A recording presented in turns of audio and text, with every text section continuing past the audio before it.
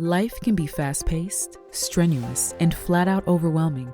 Life transitions and taboo topics can make it hard to catch your breath. Welcome to Breathe, a podcast that enables you to slow down, get your bearings, and engage in real conversations where no topic is off limits. Breathe is presented by Breath of Life, hosted by David Person and speaker-director Pastor Debleaire Snell. Welcome to Breathe. Yes, indeed. I am David Person, sitting here with Pastor Debleaire Snell, speaker-director of Breath of Life, senior pastor of the Oakland University Church. Also, clearly, he's been in the gym. Trying to show us that. No. Been in the gym. We see you. Sun's out, guns out. Sun's out. You see, I'm covered up. Yeah. On the other hand, the young brother over No. That is priceless. And Pastor Nugent here. Also, How you doing, man? How you doing? Good to see you, brother. Yes, indeed, man. The media pastor in Oakwood, the media guru here. Indeed, man. And I am really happy to be able to say that this is our 201st episode. That's right. Yeah. So That's we just right. hit a milestone with the Yeah. last episode. That's right. That is absolutely amazing. 200 episodes of Breathe. Mm-hmm. And Pastor Snell, I'm trying to think. I think you have been here for a little more than half, maybe, or right about half. I probably came, because I came after you had been doing it about 2 years. Yeah. And we're right at 2 years. Yeah. So probably. Oh, yeah. I don't know if we have the exact data, but it's probably around a little before, a little after episode 100. And That's right. And here we go. That's right. Here we go. Yeah. So this is a milestone. Some podcasts don't make it. They don't make it that long. Yeah, That's it. No, they don't make it. So we wanted to commemorate this. Mm-hmm. So this podcast really launched with, of course, your predecessor, our friend, Pastor Buddy. Well, we call him Buddy Byrd, but Carlton Byrd. Carlton Byrd. Byrd. That's right. And I think his concept was that we would do a lot of Q&A that was pretty, much him and me. Though sometimes we would have guests. Yes, gotcha. And some of those guests were people like I remember we had I think we had C.C. Winans on one time. Okay. Oh, wow. Yeah. We had Michael W. Smith. What's the young man's name? He's a singer. Not Jonathan. Not Jonathan. No. Zakari. Oh, okay. Zakari. I can't remember the last name, but I know Zakari. Yeah. Yeah, you know what I'm talking about. Yeah. Yeah, that young man. I'm so embarrassed. I'm going to look that up. I want to say Zakari Cortez. Cortez. Yeah, that sounds right. That sounds right. That sounds right. Yeah. Yeah. But you guys go through a lot of ebbs and flows. Okay. Yeah. So we would have guests on like that. But mostly it was just Pastor Byrd and me. Now, Pastor Snell, when you came onto the scene to succeed Pastor Byrd, it seemed like almost immediately we were integrating other people in. We had, Mrs. Gianna Snell, for and I still say that was one of the most powerful episodes that I think we ever have done on Breathe, where you all talked about your journey specifically as aspiring parents and the challenges you face not only with that, but just from a faith standpoint. Yeah. So I'd like to know, when you came to succeed Pastor Byrd, what was your thinking about this podcast? So I think it was a part of an overall, I guess, shift in ideology. And what I mean when I say that is I think one of our goals was to, over the course of time, to be able to diversify the offerings of Breath of Life ministry. So I think that those who maybe have followed Breath of Life for a long time probably know it for, tremendous preaching that all of my predecessors provided, and this strong evangelistic arm. And our goal was to be able to maintain those things, but then to be able to add different types of content that would feed the soul. So like one of my hopes and prayers, even as we continue to add content, is that Breath of Life can be like the spiritual nexus for kind of the believing person, and they can find things that will impact their relationships, their spirituality, their vision.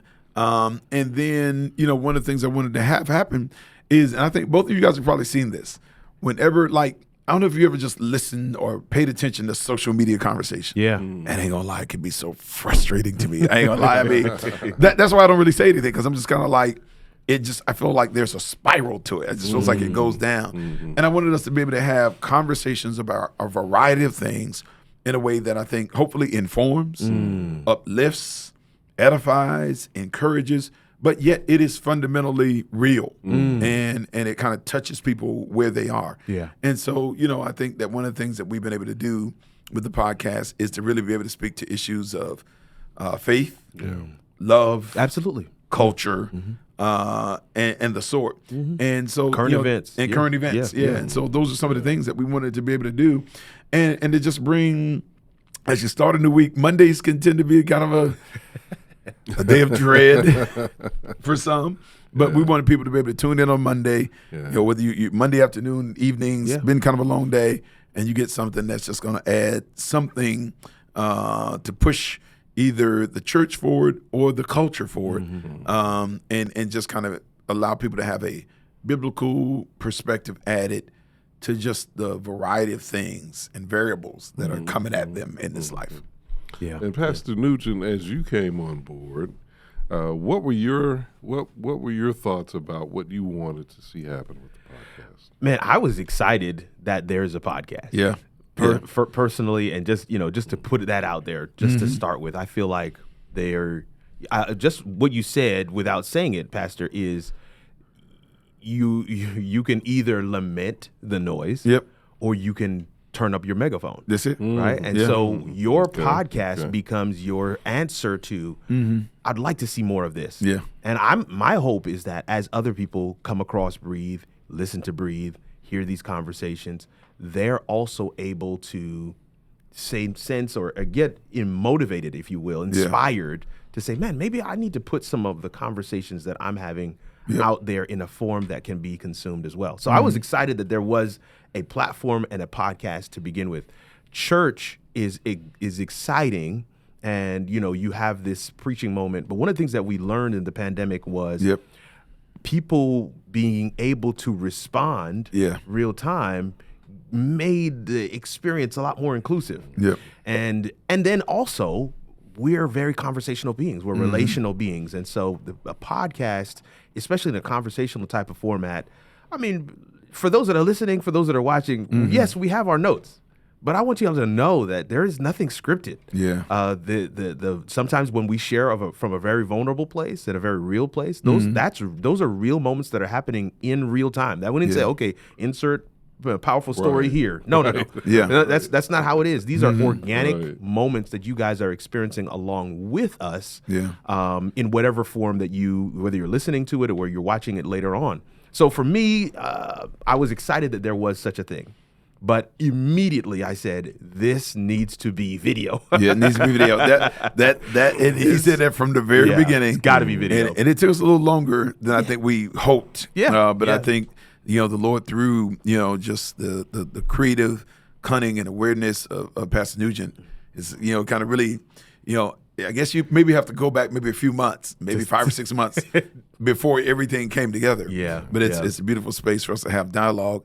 And I think, though, when you look at how people consume information, like I think the emergence of certain shows, whether it's shows like The View on television or the Table Talk with Jada Pinkett. You may not agree with all but these were content. Things, But I just think you saw people, people wanted less speeches, lectures.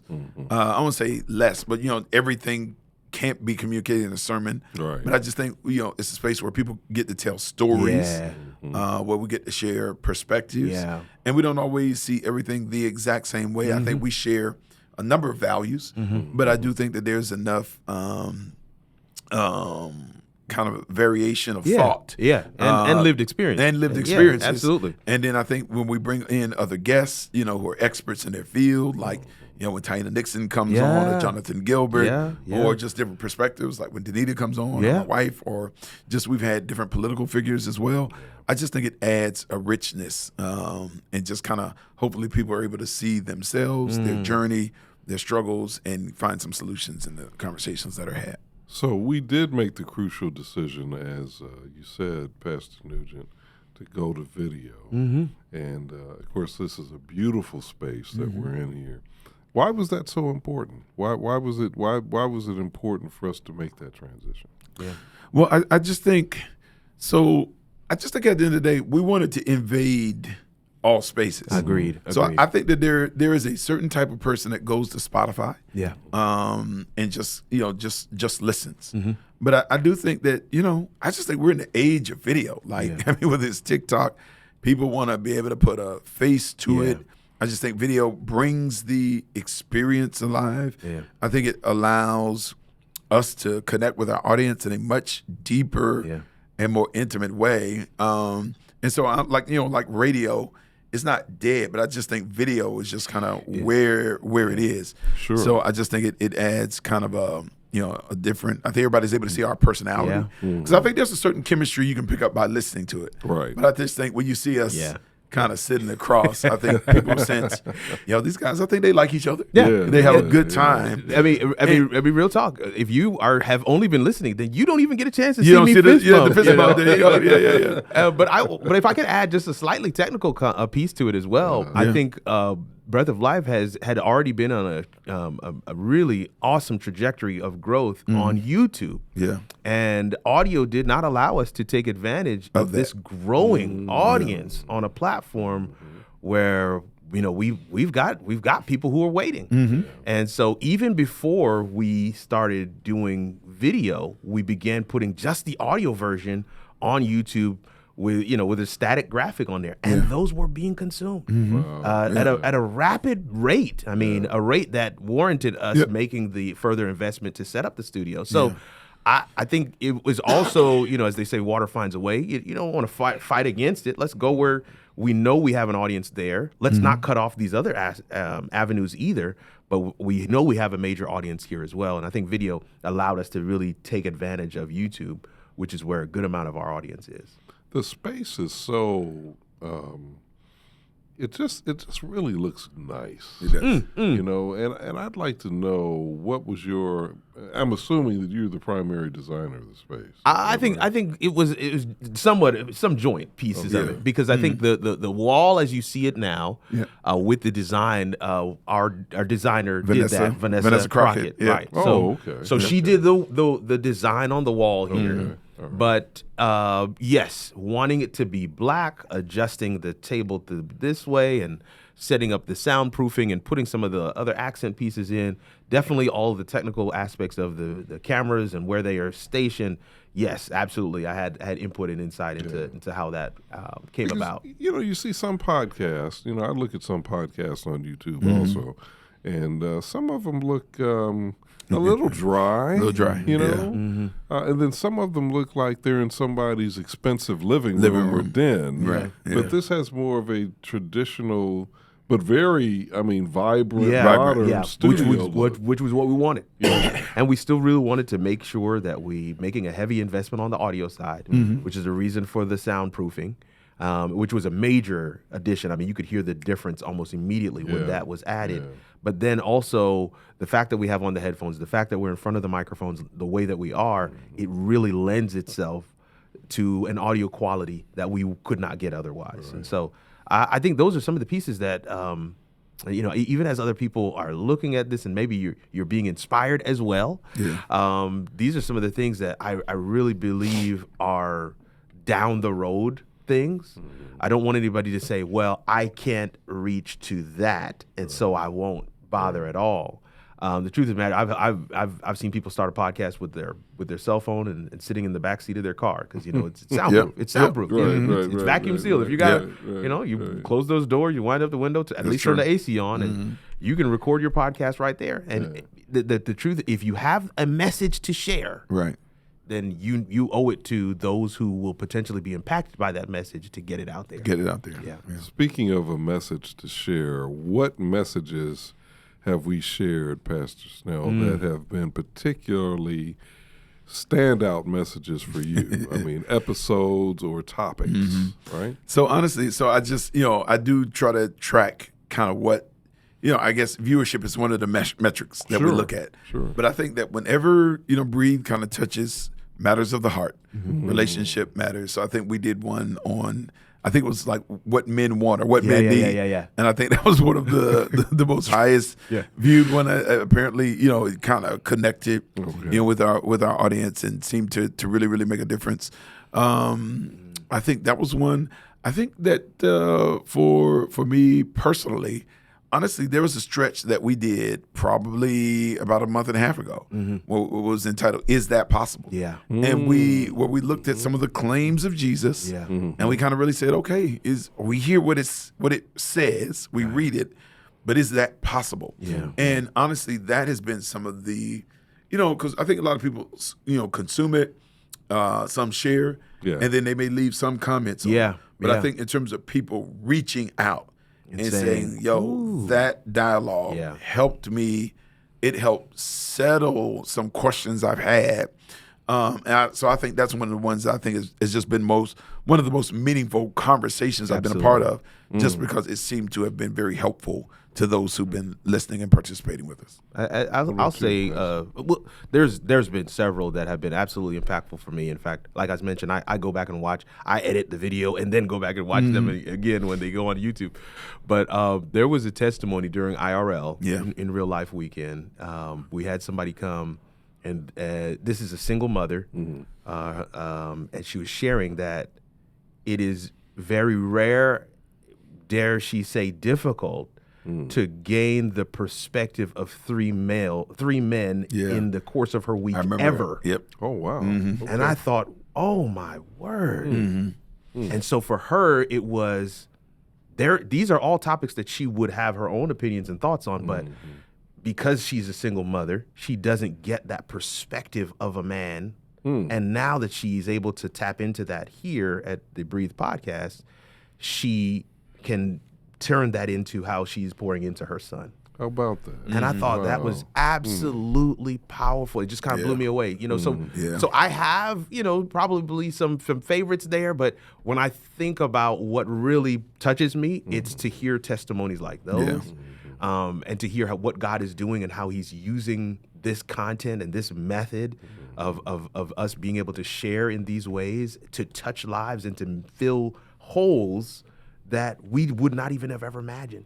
So that blew me away. That blew my mind. Absolutely. And I think for myself, the episodes that have been most impactful have been the ones where we have been the most transparent. Agreed. Yeah. I would say that as well. There's one on forgiveness recently. Yeah, that's right. That's right. Oh, yeah. And where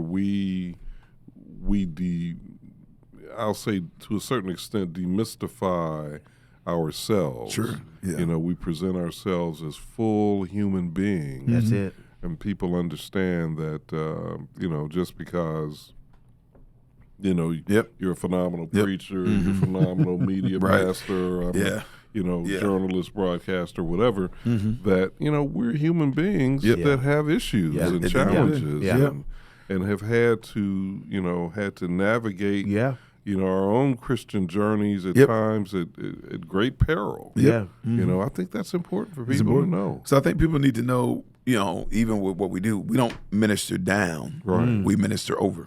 Yeah, you know what I'm saying? We minister over out of lived experiences. That's right. And I think that was, one of the reasons I think, the podcast is important, because I think a sermon has a specific place. Like you're teaching, you're giving answers, and, hopefully, it still comes across as authentic. But I just think this is where we get to really kind of share life with a community in a way that doesn't necessarily fit in a preaching moment. But in a sharing moment, I think it resonates a lot more deeply, and hopefully in a way that's lasting. So it's not a substitute for that. It has its place. No. But I think you need to supplement it in some way, shape, or form. And I think one of the things that I'm hoping for, because even when you look at podcasts and the ones that tend to really do well. One of the consistent themes is like, so either they do really well, you either got like a celebrity personality, right? Or you just got a lot of hyperbole. Like it's filled with hot takes, things that they kind of know may or may not be true. Yeah. But it's what you got to put it out there for it to be clickbait. And I think we've been able to avoid that and try to hopefully have meaningful conversations that are honest, truthful. Yeah. And it is not clickbait stuff, but it's the stuff that people are dealing with. Yeah. And in my experience has been that's what makes for successful content. Is content that is consistent. Number one, it's every Monday. But content that also answers some questions. And I feel like we do that in every single episode. We try to put ourselves in the shoes of those who are asking these questions, because we are in the shoes of those who are asking the questions. Those are size 11 and a half shoes. That's it. Those are our shoes, right? Those questions are ours. Yeah. And then lastly, we share from a vulnerable place. Yeah. And those pieces coming together really can truly get people across the line. And so I applaud the effort and energy that is put into ensuring that this podcast, it continues to go forward and continues to reach more people. Yeah, and the one thing I'll say is, like, you can get technical expertise and you can get a producer, but like honestly, there's just, when you know God, where He arranges the personalities, the chemistry, like you can't script that. No, that's I believe in our context is God's doing. And so I think he has paired us together in a triumvirate for this season. And I'm grateful to do this with you, Dave. You know, we've been doing a little longer, and Kirk, the offerings you brought to it have been immense. And so we thank God. If you're in chat, kind of put a little love for Dave and Kirk in the chat, because honestly, they set me up. They throw wonderful alley-oops to me. We just try to do our part and get them down. So nice. I like that. Yeah. I like the idea that I'm the one dropping dimes. There you go. You're dropping dimes. Yeah. He's the Magic Johnson of the Breathe podcast. There you go. Our generation, baby. Hey, come on. My favorite player of all time. All time. Yeah. Oh, that's so good, David. I love that. Well, again, it is a pleasure for me to be here with both of you. Yeah. Absolutely. To work with both of you. And I thank God for the privilege, not only to have an enjoyable work opportunity, but also for the privilege of ministering in this way, because it is ministry. It is. Yep. And we believe that God is using this podcast. And if you believe that, you know, as Pastor Snell said, drop it in the chat. Drop it in the chat. Yeah. Send us an email or however you communicate with us. Or always just share. Hit that share button. Share button. Somebody else can get it. That's exactly what I wanted to add that before you close, Dave. That is one of the things that we need from our audience members, man. Is to put this in the hands of those who need these kinds of conversations. Take it and share it, but share it in do the buckshot share, right, where you just kind of share it, and indiscriminate of who gets it, but also do the specific share. There is conversations that you are going to have with people, conversations that God will ordain, and sometimes maybe just them hearing in a podcast format us touch on that same topic. That's something that you can do and share. And then you can also email us at Breath of Life and let us know, hey, what about this topic? What about this topic? Yeah. We want tell us what you want us to talk about. I love that. I love that as well. So definitely, we want this to be community led, and let us know. Get involved, not only from the share perspective, but also letting us know what are some of the topics you want us to touch on. Absolutely. Love it. Well, God bless you. And on behalf of these good brothers here, I want to remind you that as we continue on into these the 200s, 200. That's right. Our advice is still the same, and that is, no matter what you're facing in life, you can face it with God, especially if you stop, pray, and breathe. Breathe is produced by David Person for Breath of Life. Executive producer is Debleaire Snell, and sound engineer is Kirk Nugent. Audio episodes of Breathe can be found on Apple, Spotify, or Google Podcast platforms. For video episodes and extra content, check out the Breath of Life YouTube channel. Breath of Life is faith-based content, resources, and programs from a contemporary urban perspective for those looking for hope and guidance. We believe that every breath we take is a testimony that God is consistent, that He loves us, and has a plan for our lives.